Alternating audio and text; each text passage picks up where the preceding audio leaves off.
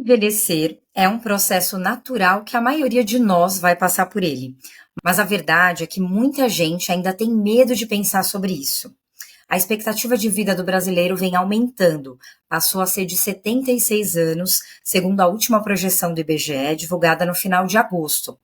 Mas viver mais não significa necessariamente ter qualidade de vida. Você já parou para pensar como você quer estar na velhice? Como você está se preparando para ela? Consegue imaginar se será uma pessoa feliz e saudável nessa etapa da vida? E quem vai cuidar de você quando envelhecer? Vamos falar sobre isso? Oi, gente, eu sou a Carolina Cassola, jornalista e criadora do Pode Falar de Saúde, um espaço para a gente entender juntos sobre saúde integral, física, mental e emocional. No YouTube você pode se inscrever no canal @Pode Falar de Saúde ou acompanhar o podcast no seu agregador preferido. Segue também lá no Instagram, @Pode Falar de Saúde. Curte e compartilhe esse conteúdo com quem precisa ouvir e deixa seu comentário. Essa é uma produção em parceria com a RWCast, a central de podcasts do Grupo Rádio Web. Bom, nesse episódio, eu tenho a honra de receber o Dr. Alexandre Kalash, que é médico gerontólogo e presidente do Centro Internacional de Longevidade Brasil. É uma referência nesse assunto sobre envelhecimento e longevidade. Dr. Kalash, muito obrigada aí por aceitar esse convite para esse bate-papo aí tão necessário. Muito obrigado a você, Carolina. Aqui estamos para tentar responder da melhor forma. Sem dúvida, né, doutora? Bom, vamos dar uma contextualizada, né, sobre essa nossa situação aqui no Brasil, né? O censo 2022 apontou que a população idosa no país ultrapassou o número de 31 milhões de pessoas, né? E a projeção é que até 2050 teremos 68 milhões de brasileiros com 60 anos de idade, né, sexagenários. Eu, inclusive, vou estar nessa estatística aí que eu estava fazendo as contas esses dias, serei uma sexagenária aí já nessa fase. Mas tem estudos mostrando que em 2047, a pirâmide etária da população brasileira, ela vai se inverter. E pela primeira vez, a gente vai ter no país mais idosos do que crianças e jovens. Como é que a gente vai lidar com essa realidade, né? Com tanta gente chegando na terceira idade, né, doutor? Interessante, Carolina, porque nas suas palavras iniciais, introdutórias, você falou que o envelhecimento é a experiência para a maioria de nós. Eu queria fazer uma reflexão sobre isso. Porque envelhecer é bom, morrer cedo aqui não presta. Então a gente já, de início, tem que mudar a forma como encara o envelhecimento, que para muita gente é ainda negativa, associada a perdas, o país não pode aguentar, é um fardo, eu quero ser jovem para sempre. Não. Vamos parar e refletir. Envelhecer é a melhor coisa que pode acontecer. Considere a outra opção, só tem duas. Então, o país está envelhecendo. E tanto do ponto de vista individual, como do ponto de vista da sociedade, nós temos que nos preparar para essa nova realidade. Olhe bem para mim, Carolina. Eu nasci com uma expectativa de vida de 47 anos quando eu terminei a faculdade de medicina. Tinha subido para 57. Nós hoje estamos praticamente em 77. São 30 anos mais de vida. Não são 30 anos de velhice. Com tudo negativo que a palavra velhice pode despertar. Mas se a gente olha que a grande conquista social, mundo afora, do ponto de vista global, foi poder envelhecer não como exceção, mas muito mais como regra, a gente tem que celebrar essa revolução da longevidade. Se eu vivenciei essa mudança de 47 para 77 no meu tempo de vida, e aí sim, a gente tem que pensar naquilo que você colocou. Antes da metade do século, nós vamos ter o que você chama essa inversão, vamos ter mais pessoas idosas do que crianças até 15 anos. Isso é revolucionário. Vamos considerar um pouquinho mais além. Em 2070, nós vamos ter 34% da população com mais de 60 anos. Hoje está em torno de 15,5%, 16%. Em 2050, terá dobrado para 30%, 31%. E nós vamos chegar daqui a 50 anos, 2065, 40 anos, nós vamos chegar a mais de um terço, seremos mais envelhecidos que o país mais envelhecido de hoje, que é o Japão. Agora vamos refletir. Os países desenvolvidos, que são os envelhecidos, eles primeiro enriqueceram para depois envelhecerem. Nós estamos envelhecendo com pobreza, imensas desigualdades, e o seu envelhecimento e o meu não é o da maioria da população brasileira. A pandemia mostrou isso de forma gritante. Você não precisava chegar aos 60 anos para ter risco de morrer de Covid. As mortes eram concentradas, sobretudo na periferia, nos quilombolas, nos ribeirinhos, nas grandes favelas, que agora a gente chama de comunidade. É um eufemismo. Elas são as mesmas desgraças sociais de 10, 20, 40, 60, 70 anos. Nós não estamos conseguindo fazer aquilo que os países mais desenvolvidos fizeram. Quando eles enfrentaram o desafio do envelhecimento, eles tinham mais ou menos a casa em ordem, eles tinham os recursos, eles envelheceram de uma forma muito mais paulatina. A França foram necessários 145 anos para dobrar de 10 para 20 a proporção de idosos, 7, 8 gerações. Nós vamos fazê-lo entre 2011 e 2030, estamos no meio do caminho, com 15, 16%. Mas ontem, em 2011, eram 10. Então, essa velocidade não acompanhada de recursos, ou seja, nós estamos envelhecendo muito mais rapidamente, sem os recursos que os países desenvolvidos tiveram para desenvolver políticas, para ter recursos, para ter respostas ao envelhecimento e esse desafio da revolução da longevidade. A gente tem aí, então, né, Dr. Kalash, um desafio muito cultural, e aí quando eu falo cultural, assim, em todas as esferas, né, quando a gente fala de sociedade civil mesmo, mas de governos, de tudo, sobre esse novo olhar sobre a terceira idade, né, até porque também esse mesmo idoso, a gente vai chegar na questão aí dos recortes sociais, que realmente é necessário a gente falar, né, mas se a gente olhar para trás, né, mesmo e considerando também essa expectativa de vida que era menor, mas a pessoa que chegava aos seus 40, 50 anos não é completamente diferente do de hoje. Ou se a gente pegar os sexagenários, né, que é um marco mais se a gente olha até para a nossa própria família, né, eu vejo, por exemplo, a minha avó com 60 e minha mãe hoje com mais de 60, é outra vitalidade, né, outra perspectiva de vida, né? Assim, a gente percebe que, no geral, os idosos estão muito mais ativos, né? Estão querendo conquistar coisas, querendo realizar sonhos que lá, de repente, ali na juventude não puderam ser realizados. Então, assim, isso a gente falando de forma geral, né? Mas eu acho que essa mudança, essa perspectiva, essa mudança cultural, esse novo olhar também é acompanhado dessa nova geração que está aí ativa e está querendo, né, se colocar cada vez nesse mundo, né, e mostrando que tem potencial, não é isso, doutor? E esse potencial ele tem que ser usado. Porque, observe, desde 1998, ou seja, 25 anos, as taxas de fecundidade, o que quer dizer isso? O número médio de filhos que uma mulher espera ter no final da sua vida reprodutiva, estão abaixo do nível de reposição. É fácil entender. Se um casal, não tem 2 filhos, ele não vai se repor.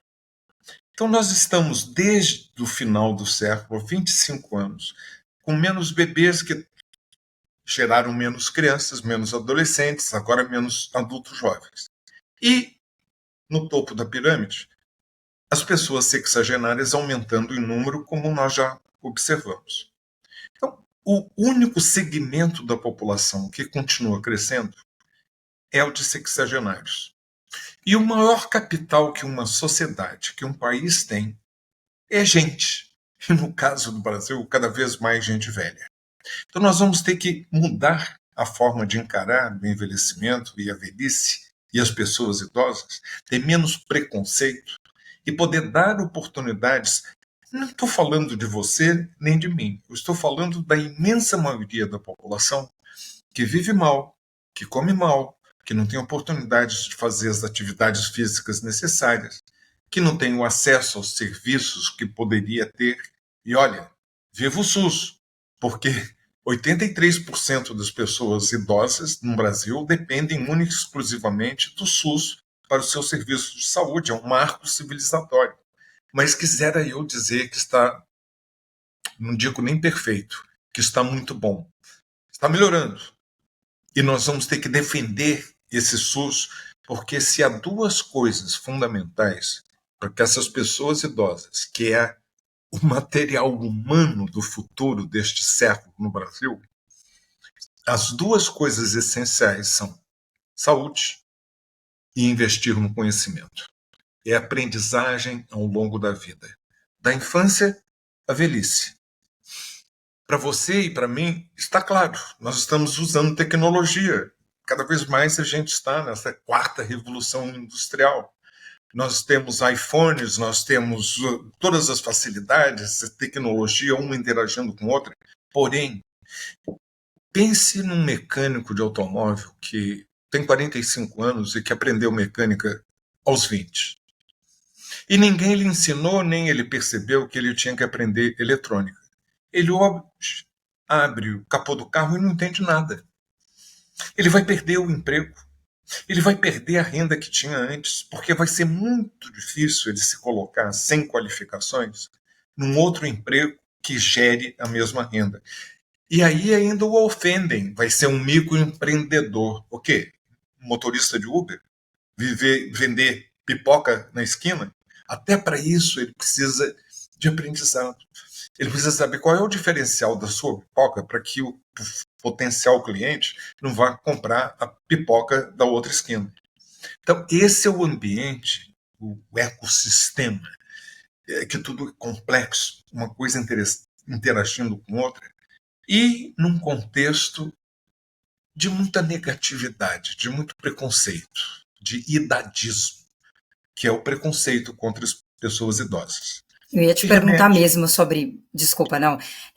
A gente ouve falar muito de etarismo, né, doutor? Mas eu achei muito legal que eu vi você falando, né, em uma entrevista sobre idadismo. Vamos explicar um pouco esse termo, mas que é referente a esse preconceito mesmo, né, contra a pessoa idosa. Carolina, eu aprendi da fonte. Quem cunhou o termo idadismo foi um médico gerontólogo como eu que fundou o Centro Internacional da Longevidade, do qual eu hoje sou presidente da aliança desses centros espalhados pelo mundo. Ele foi um homem muito avante da sua era, ele era um visionário. Em 1969 ele cunhou o termo, remetendo a raça, racismo, sexo, sexismo, idade, idadismo. Não fica mais simples do que falar etarismo? Não é muito mais difícil eu explicar para minha vizinha de 87 anos e perguntar para ela: a senhora já sofreu de algum caso, algum exemplo de etarismo?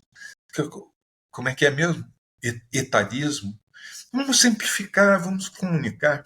E tem outra coisa, Carolina: só na língua portuguesa do Brasil existe essa jabuticaba de criar um outro termo para confundir. Parece mais sofisticado, né? Etarismo. Não, vamos falar de raça, racismo, sexo, sexismo, LGBT, LGBTismo, capacidade, capacitismo, idade, idadismo. Aí as coisas ficam um pouco mais simples, porque é o preconceito contra a pessoa idosa, contra o envelhecimento. Eu não gosto de você porque você é muito velha.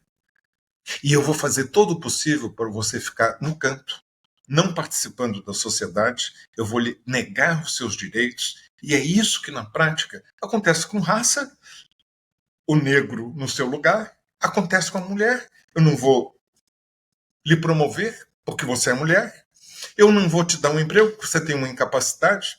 Eu não vou te empregar porque você é lésbica ou gay e eu não gosto dessa gente. Então, é todo o preconceito que eu defino como compartilhando 4 Is. É uma ideologia da supremacia de um grupo que se acha valendo mais do que o outro, no caso o jovem em relação ao velho. E olha, há também idadismo em relação ao jovem. Eu não vou te empregar porque você é muito novo, eu não vou te promover, você não pode ter um cargo de chefia. Mas, vamos lá, daqui a 5 anos, você vai ser 5 anos mais velho, você vai começando a se livrar do preconceito que havia em relação a você como jovem. Mas se você tiver 70, daqui a 5 você tem 75, e a tendência é piorar. Então, primeiro vem o I da ideologia. O segundo I é institucional, porque, em geral, este grupo que se sente mais poderoso e valioso, ele tem poder. E ele vai começar a colocar todas as cascas de banana. Eu não vou te dar uma ultrassonografia, eu não vou te internar no hospital, eu não vou fazer uma ressonância magnética, eu não vou te tratar, eu não vou te operar, porque você é muito velho, estou gastando recurso. Tem que guardar o recurso para os mais jovens. Aconteceu na pandemia. Nós custamos tanto a poder ter as vacinas que já estavam disponibilizadas no mercado, porque o grupo que mais sofria e que mais risco tinha era o grupo de pessoas idosas. Então deixa morrer, melhor. É um parto. Isso resultou em termos 3% da população global e 11% das mortes. Alguma coisa aconteceu muito errada. O terceiro I é intrapessoal, na relação entre eu e você. Eu te dou silêncio, eu te dou desdém, eu não ouço a sua opinião, eu vou te desempoderando e pouco a pouco a sua autoconfiança, a sua autoestima vai baixando. Até que vem o quarto I. Você acaba internalizando. Não mereço, eu estou sendo um fardo. A sociedade poderia usar melhor os recursos. Eu sou mulher, não devo ser promovida. Eu sou negro, eu não devo almejar aquele emprego. Eu tenho uma deficiência. Olha só que coisa fantástica que esse Brasil de contrastes e contradições. De repente, a gente é uma potência nas Olimpíadas, nas Paralimpíadas. Vamos ter orgulho das pessoas que, com suas deficiências, superam e nos trazem medalhas muito mais do que nos Jogos Olímpicos. É uma questão de você ter a política certa e dar as oportunidades para que todos esses grupos chamados minorias, quando você soma, você vê que não é minoria nenhuma. Você pega, as mulheres são mais do que os homens, os negros são mais do que os brancos. E daqui a pouco nós vamos ter uma população idosa tão imensa, 78 milhões em 2070, é mais do que o país europeu mais populoso, que é a Alemanha. É disso que a gente está falando. Um século que vai se caracterizar pela forma como a gente vai poder responder ao envelhecimento, como o século passado se caracterizou pelo envelhecimento possível das pessoas. E com esse novo olhar, doutor, a gente vai trazendo aí talvez algumas respostas para encarar esses desafios que a gente tem aí sobre a pessoa idosa, além dessa questão social, mas uma questão mesmo assim de prevenção de doenças, porque a gente sabe que eu acredito que hoje envelhecer bem é para poucos, né? Acho que a gente pode até talvez dizer isso aqui no Brasil, né? No momento atual, mas quando a gente fala desses desafios e das políticas necessárias, tem muitas coisas aí envolvidas, né? E como é que a gente pensa aí nesse todo, né? Nessas políticas de prevenção de doenças, de hábitos saudáveis, que é a mesma que a gente faz para diversas doenças, ou mesmo para jovens, enfim, mas são essas mudanças de hábitos aí que tem que vir lá de trás, né? Para a gente poder chegar lá na frente com esse fôlego, né? Absolutamente correto, Carolina. O que eu sempre falo é pedir para as pessoas repetirem um mantra. Se você quer chegar bem ao 100, comece já. Quanto mais cedo, melhor, nunca é tarde demais. Você tem que se preparar, vai depender de escolhas suas. Porém, saúde é criada no contexto do dia a dia, onde você vive, onde você mora, como você se mobiliza de um lado para o outro, nas grandes cidades em particular, onde você trabalha, o que você come. Aí é criada a saúde. Quando isso falha, você vai precisar de profissionais de saúde bem treinados para poder minimizar as mazelas que este mal envelhecer trouxe. Mas se você começa aos 20 a se preocupar com o seu envelhecimento, você vai ter mais ganhos do que aquele que se preocupou só aos 40, ou aos 60, ou aos 80. Mas ganhos sempre tem. Eu estou bebendo muito, eu sempre bebi, agora eu estou com 65 anos. Não, para. Diminui. Porque a sua capacidade de metabolizar este álcool vai diminuindo com a idade. Eu nunca pratiquei isso. Atividade física, sempre fui sedentário, agora é muito tarde. Não. Comece, querido. Porque, olha, você talvez precise de força muscular, nem que seja para sair da cama ou para virar no leito. A idade pode trazer um declínio da sua capacidade funcional. Estou falando de capacidade funcional no sentido físico, da sua força muscular, da sua energia. Não estou falando em cognitivo ou intelectual. E a gente chega ao pico dessa capacidade funcional por volta dos 25, 30 anos. Veja os campeões olímpicos agora, em Paris, eles estavam nessa faixa de 20 a 30 anos. Eu não corro em volta do quarteirão com a velocidade que eu tinha há 50 anos atrás. Mas também não preciso, Carolina.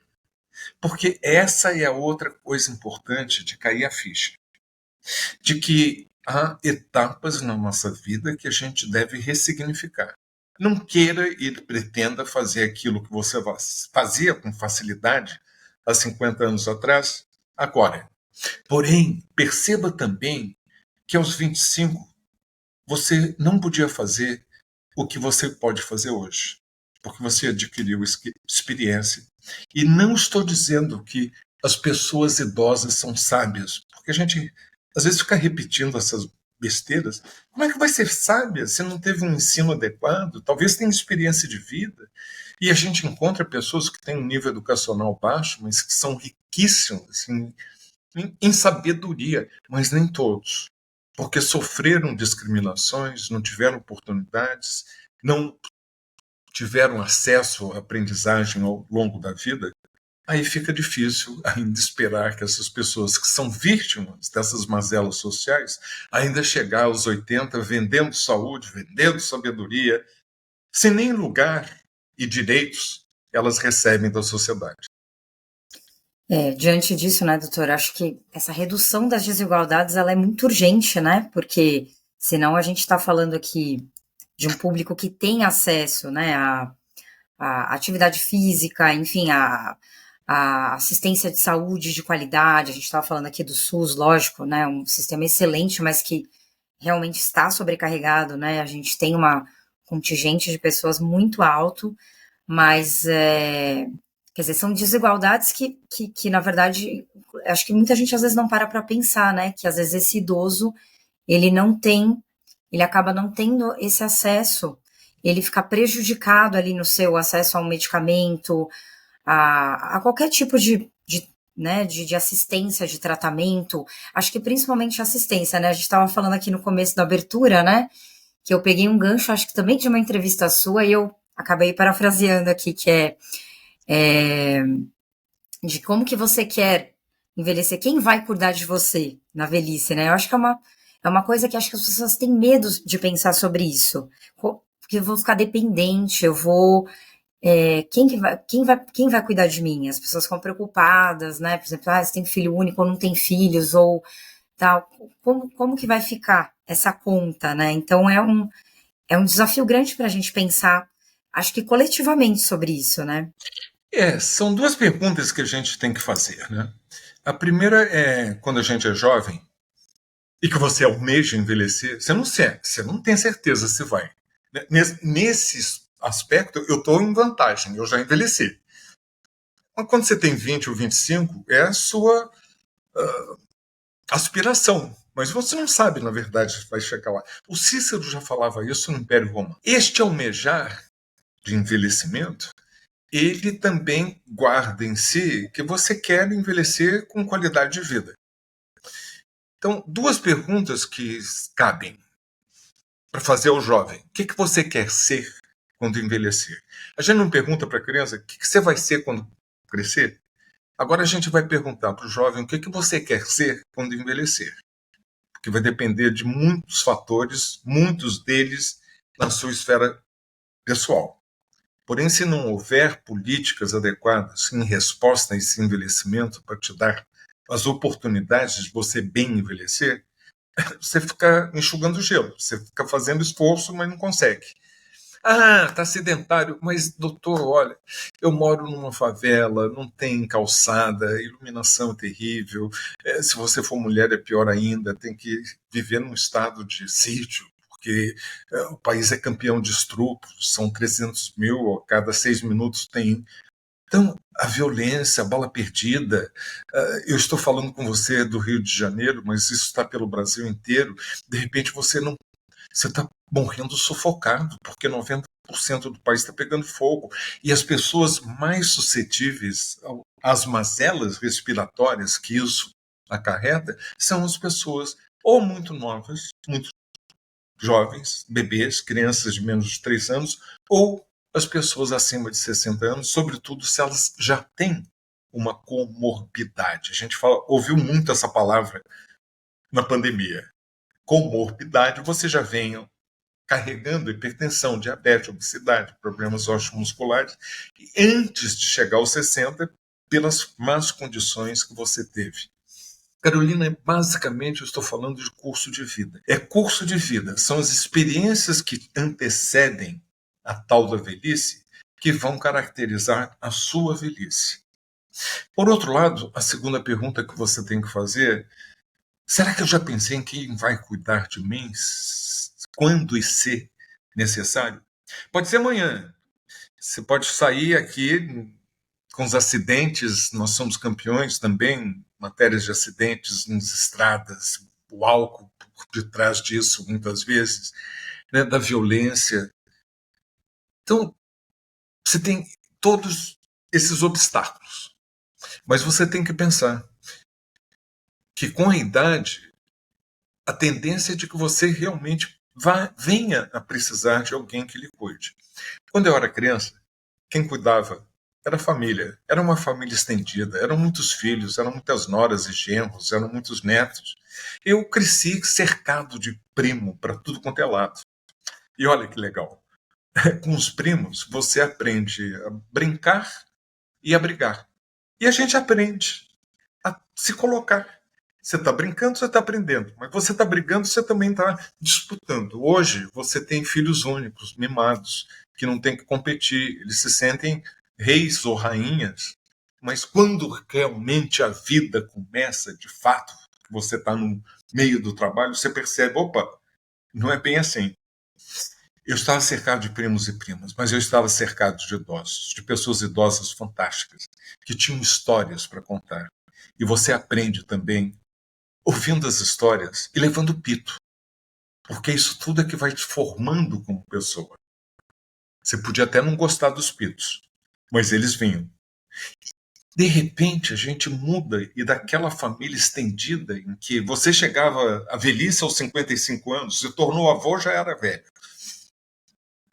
E agora você tem uma pirâmide já invertida na família. Você tem bisavó, você tem avó, você tem pai, neto, bisneto, tudo misturado. E a Mas avó, né, doutor? A avó de hoje é completamente diferente. Eu vejo a minha mãe. Assim, hoje a gente tem a avó ativa, né? Tem avós trabalhando, seja trabalho ainda formal, enfim, ou trabalho voluntário, né? Minha mãe faz. Eu vejo que a agenda dela é super concorrida, assim. Eu brinco às vezes que eu acho que ela tem mais pique e mais compromissos do que eu até.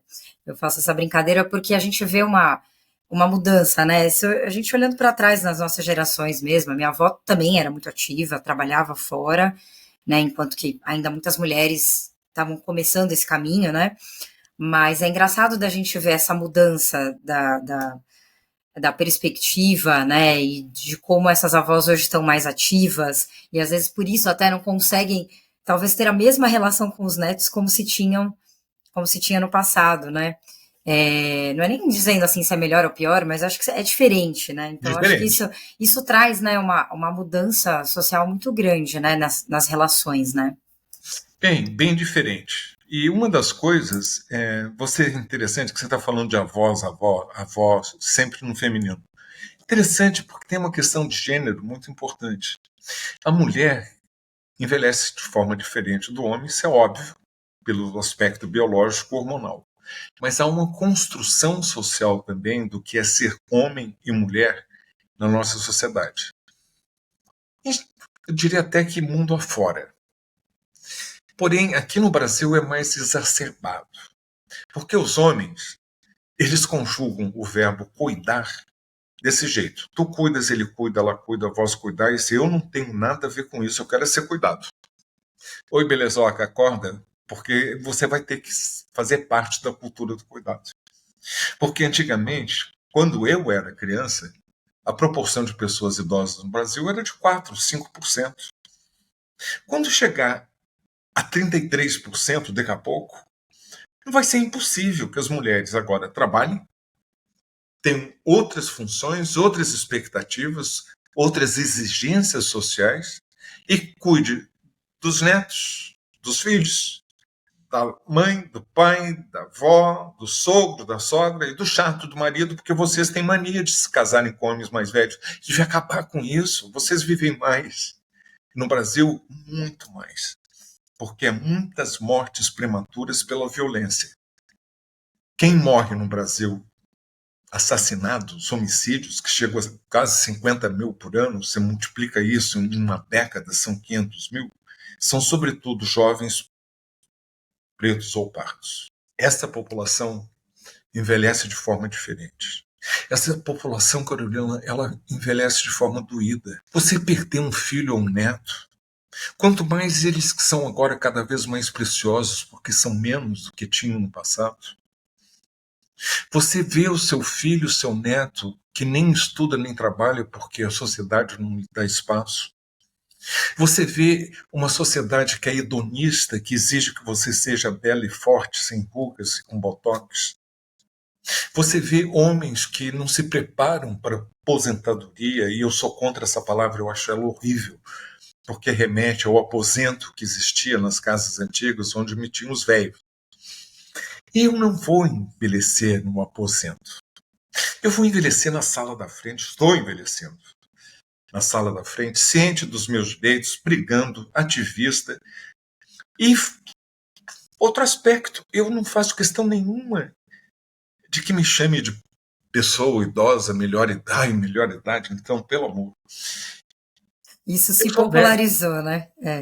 Eu quero até usar essa palavra, eu sou um velho. Eu sei que eu tive uma formação acadêmica privilegiada, 20 anos trabalhando na Universidade de Oxford, de Londres, 13 anos dirigindo o programa da Organização Mundial da Saúde em Genebra, e desde então não paro. E vou completar os 79 anos no mês que vem, muito ciente de que eu sou um velho. Olha só, eu preciso de óculos, eu tenho rugas, cabelo branco, sou careca. É velho. Mas se a gente no Brasil sempre acha que o velho é o outro, não tem nada a ver comigo, não cai a ficha. E aí você vai alimentando o preconceito, porque não tem nada a ver comigo. Eu não sou velho. Exatamente. Você trouxe essa questão do gênero, realmente, assim, é uma coisa difícil ainda de quebrar na sociedade. Eu fiz um episódio sobre esgotamento materno e que esbarra muito nisso tudo que a gente está falando, né? Porque essa cultura do cuidar que fica com a mulher, né? Assim, é passado de geração em geração, que ainda estamos começando a criar, engatinhar nessa questão do homem entender o seu papel na sociedade, né? Como divisor de tarefas, de também sou capaz de tudo, também cuido dos filhos, também tenho que me autocuidar, né? Que também é isso que a gente está falando, né? Por isso que isso está começando aos poucos, mas parece que ainda, se não tem uma mulher para cutucar ali aquele homem, ele não vai atrás da sua prevenção, né? Do seu bem-estar no dia a dia, até eu digo, né? Assim, de fazer uma atividade física, buscar uma atividade que te faça bem, enfim. E aí, quando ele vai ver lá na frente, quando o prejuízo já está colocado, é que talvez comece a tomar consciência de alguma coisa, né? É uma pena. Eu digo sempre que tem sorte os homens que tem uma mulher do lado que pega pela orelha e fala assim: não, senhor, eu já marquei o médico, vou te levar porque você está com essa tocinha há 3 semanas e eu quero saber o que é. Porque se depender dele, isso também é construção social. A mulher, para começo de conversa, ela recebe uma boneca para cuidar. Eu recebi uma pistola para tirar e uma bola para chutar, mesmo que eu não tivesse interesse. Se eu quisesse brincar com a boneca da minha filha, alguém olhava estranho. Isso não é coisa para menino. Então, já da infância, você aprende, menino não chora. Tá jogando bola, rala o joelho no chão, aguenta calado, não chora. O menino que não chora, 60 anos depois, não vai dizer que está com dor no peito, porque menino tem que ser forte. E ele acha que é aquela mensagem de que menino não pode falar de doença, não pode falar de prevenção, não pode chorar, ele aguenta firme. Então ele empurra, literalmente com a barriga, né? A barriga vai crescendo e ele vai empurrando com a barriga. Isso, sob o ponto de vista do autocuidado, também tem um aspecto de curso de vida. A mulher tem a menarca, a primeira menstruação, ela vai ao médico, ela faz um exame pré-natal, ela leva os filhos ao médico se tiver filhos, ela tem um pré-natal se tiver grávida. Tudo isso vai fazendo com que ela tenha uma intimidade com os serviços de saúde que o homem não tem. E ela fala muito mais, porque ela vai para a sala de espera com outras crianças ou com outras mulheres, ela fala com a vizinha, ela tem uma propensão muito maior de falar de si, das transformações. E aí uma coisa fundamental, ela tem um sininho, menopausa, e a menopausa avisa, minha filha, você está envelhecendo. O homem, claro que tem um processo de diminuição hormonal, uma andropausa, mas não é súbito, ele vai se arrastando ao longo de 30, 40 anos. Então, ele não tem esse susto, que para a mulher é um aviso importante de que, olha, não adianta você querer enganar, porque agora você está perto dos 50. E não ache que você vai se comportar ou parecer ter 25. Isso o homem pode se enganar muito. E tem uma coisa cruel nisso, né, Carol? Porque nesse processo todo, com os avanços tecnológicos, o homem é incentivado a achar que ele realmente não envelheceu. Por exemplo, tem uma pílulazinha azul que faz com que eu me sinta um garanhão. E quantas vezes ele vai trocar aquela mulher com quem ele está há 30 anos, mãe dos filhos, por uma pela metade da idade? E que quando ele realmente envelhece, sobretudo se perder o status financeiro e profissional, ela pode dar um chute nele. E os filhos vão falar para a mãe: mãe, vai lá cuidar do pai. Mas a gente está separado há 15 anos. Não, mas ele está muito sozinho, ele está deprimido, ele está precisando de cuidado. E lá vai a abnegada santa mulher cuidar daquele chato, daquele marido que deu um pontapé nela 15 anos antes. Fica uma situação muito injusta, mas a gente vê muito isso mesmo, né, doutor? Ainda a gente vê muito a gente falando isso lá na frente, desse cuidado. A gente praticamente vê mulheres, né, lá cuidando desses idosos, seus maridos ou irmãos, enfim, é sempre nessa figura feminina, né?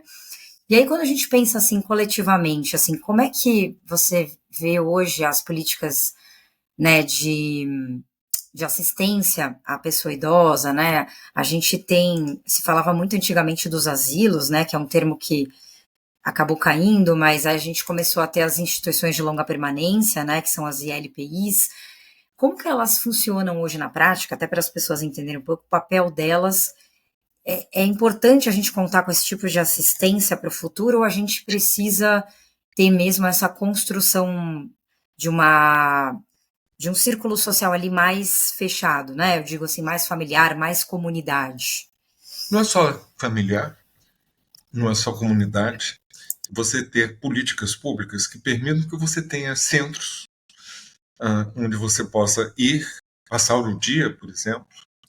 Né? Eu fico revoltada porque às vezes falam de creche para idosos. É sempre aquela coisa de infantilizar o idoso. Não é isso. A gente precisa de manter muito mais na comunidade do que a institucionalização, porque ela é mais cara e, na maioria das vezes, não é desejada. Embora exista muito estigma em relação à institucionalização, as ELPIs, que podem, para muitas pessoas, ser uma solução melhor do que ficar rejeitado, negligenciado, abandonado dentro de casa, sofrendo a pandemia da solidão. Nós temos ainda uma proporção muito baixa de pessoas que vivem institucionalizadas depois dos 60 anos no Brasil. Muitas vezes as famílias são muito recriminadas porque institucionalizaram, colocaram numa ILPI, numa residência de pessoas idosas. Mas vamos combinar, para algumas famílias e para algumas pessoas idosas, é a melhor solução. Agora, tem que estar de olho, porque ali tudo rola. Muita violência, muito abandono, todo lucro gerado para essas redes que estão abrindo. Eu lamento acompanhar de perto, né? Tem que você acompanhar acompanhar de perto. Eu acho que essa diferença, isso que você está falando, a minha avó não ficou assim numa ILPI, não assim municipal, as duas, inclusive, ficaram numa particular, mas eu acho que o que faz diferença é a presença, essa presença do familiar, né? Você não deixa lá e só volta, como eu ouvia muito dizer, eu sei que é muito cruel a gente falar isso, mas acontece, de pessoas dessa casa de repouso, né, na época que minhas duas avós ficaram, falava assim, tem famílias aqui que falam só me chame quando tiver falecido, quando alguma coisa mais grave acontecer. E é muito triste a gente ver isso, né, porque eu não conseguia nem imaginar uma situação dessa, né, a gente queria estar presente, era muito difícil, porque o cuidar em casa, ele também exige um preparo muito grande e uma situação financeira também, né, que te permita se cercar ali de pessoas que, dependendo da situação desse idoso, né, se é uma pessoa que exige, né, mais cuidados ali, uma pessoa que precise se movimentar essa pessoa, ajudar no banho, enfim, nessas tarefas do dia a dia, você precisa de uma rede importante ali, né, que também não é fácil de se formar, né? Pois é, Carolina, porque, como eu tinha dito, no Brasil a proporção de pessoas idosas que vivem em residências, casas de repouso e LPI, seja como você queira chamar, e algumas são realmente muito ruins, inclusive na rede primária. Na rede pública há uma carência muito grande, a gente devia ter muito mais. Mas vamos falar da maioria. A maioria não envelhece e não vai para uma instituição. Ela fica dentro de casa. Se você tiver dinheiro, você contrata e terceiriza. Você vai ter cuidadoras que, estou falando no feminino, porque a imensa maioria de mulheres, eu até brinco, são as antigas babás que agora se tornaram cuidadoras dos avós. Essas mulheres, muitas vezes, não foram bem treinadas para a função que exercem. E são mal remuneradas. Não tem, muitas vezes, uma sustentação legal, muito trabalho ilegal, que elas são forçadas a se adaptar, porque não tem muita outra opção. No entanto, a família exige dessas mesmas cuidadoras que elas sejam gentis, carinhosas, cuidadoras, eficientes, que estejam de olho, que monitoram, que façam coisas que deveriam ser de profissionais, de auxiliares de enfermagem, ou de enfermeiras, ou de fisioterapeutas. Ela não foi treinada para isso. Mas é a expectativa que muitas vezes a família, que tem pressa, que não tem tempo de ficar monitorando, que não tem tempo de dar atenção. E aí eu repito sempre, se você quiser ser tratada ou tratado com dignidade na velhice, quando e se você se tornou dependente, trate quem está ali cuidando com dignidade e atenção.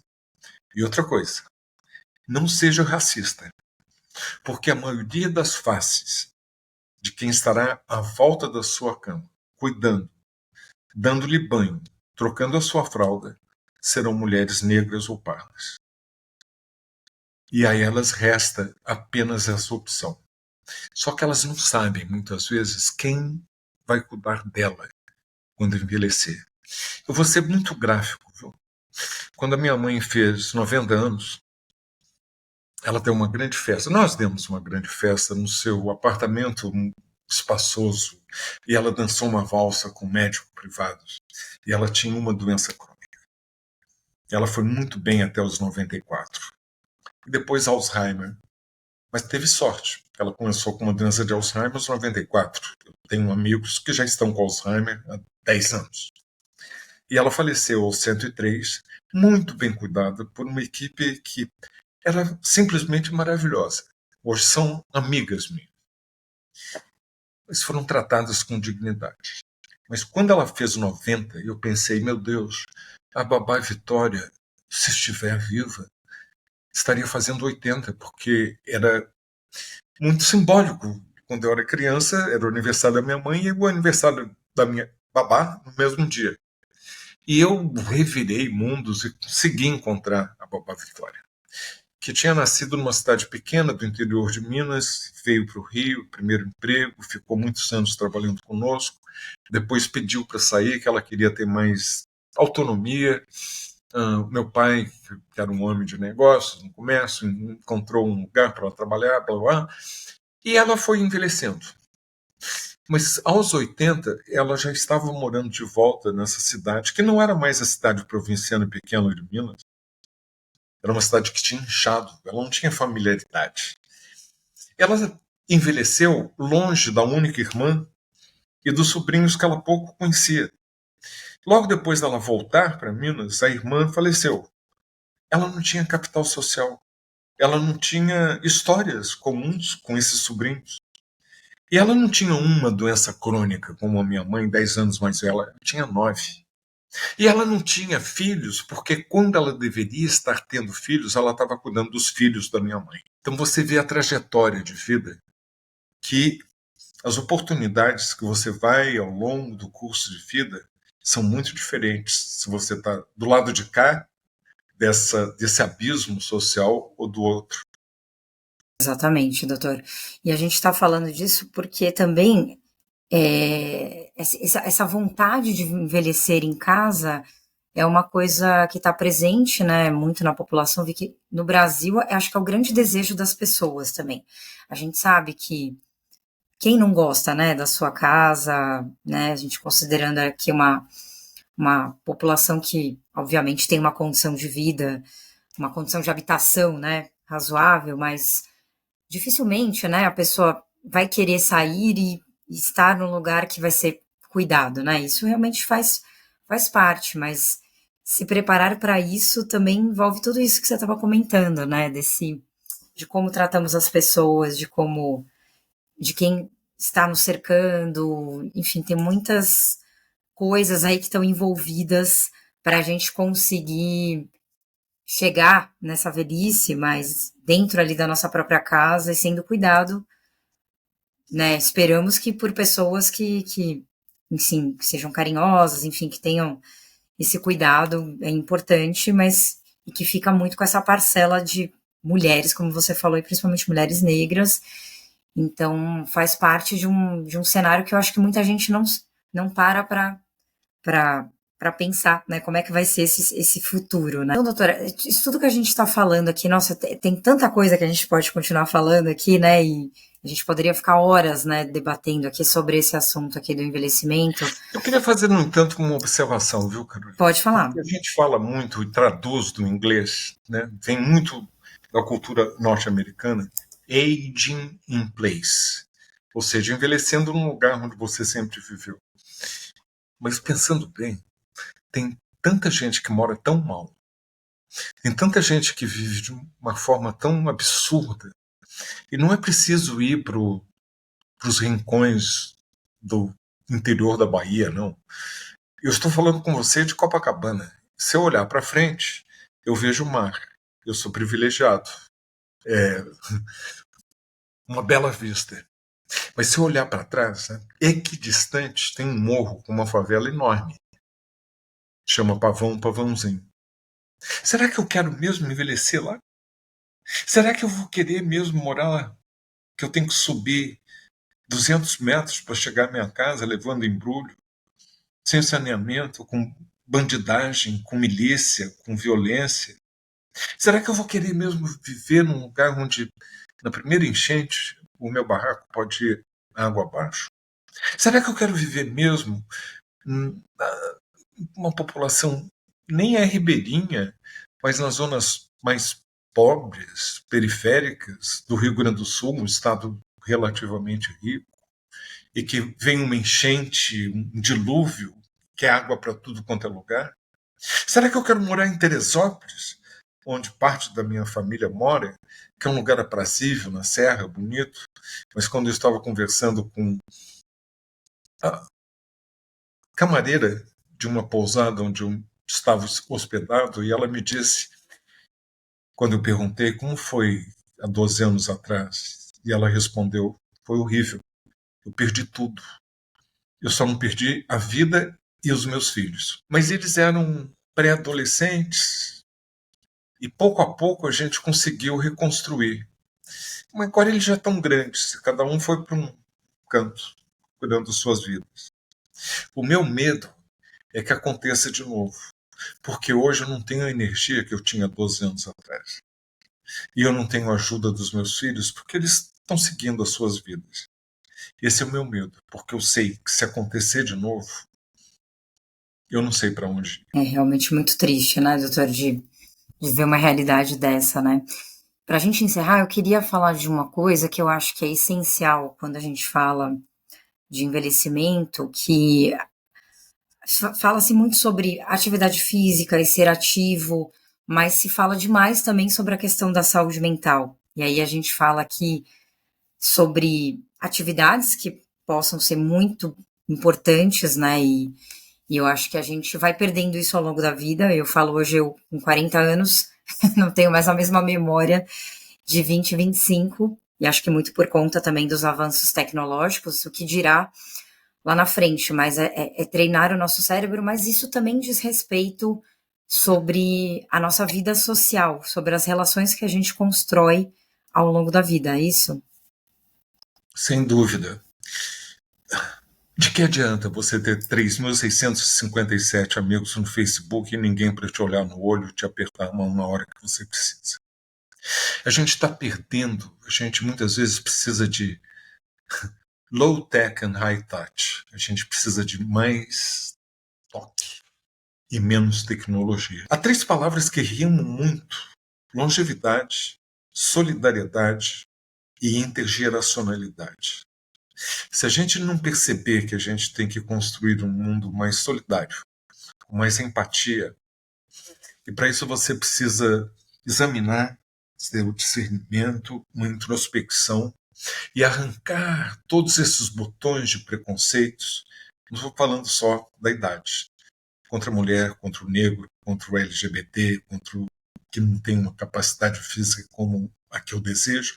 Tudo isso vai depender da gente, basicamente, aproveitar o gancho que estamos envelhecendo para melhorarmos como pessoas. Bom, gente, eu conversei com o Dr. Alexandre Kalash, que é médico gerontólogo, presidente do Centro Internacional de Longevidade Brasil. Ele é uma referência aí nesse assunto. Foi muito legal o nosso bate-papo, doutor. Espero que proponha uma reflexão para todo mundo, não importa a sua idade, não importa o que você esteja fazendo agora, é sempre hora de começar a se olhar e propor novos hábitos, né? Porque se a gente está aqui, né, doutor, como você mesmo disse aí durante a entrevista, a gente precisa se propor a mudar, a ressignificar as coisas e querer o melhor para nós, né? Porque esse futuro vai chegar e que ele chegue com muito mais qualidade de vida, com vitalidade. É assim que pelo menos a gente espera, né? Que a gente possa fazer a nossa parte também, né? Sem dúvida. E é repetindo aquele mantra, né? Comece já a revisar os seus preconceitos, as suas atitudes, a adotar estilos de vida, a criar reservas, porque uma vida mais longa, ela também deve ser mais larga, de oportunidades. E essas reservas que você vai tendo são importantes porque a vida deixou de ser uma corrida de 100 metros para se transformar muito mais como uma maratona.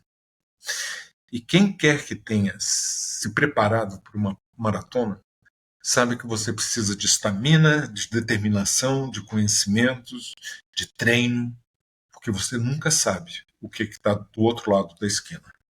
Mas vai firme. Acredite, envelhecer é bom. Morrer cedo é que não presta. Muito bom, doutor. Te agradeço demais. Aprendi muito também, ia falar isso aqui. Acho que é isso, é a gente poder absorvendo esses aprendizados e ir colocando isso em prática, né? Porque a vida tem que ser boa, né? A gente espera que a gente possa fazer essa construção. Claro que a gente depende de políticas públicas, a gente depende, né, de uma sociedade mais justa, mais empática, mas cada um de nós, né, a gente precisa fazer aí também a nossa parte. Doutor, muito obrigada, viu, pelo bate-papo. Obrigado a você, Carolina.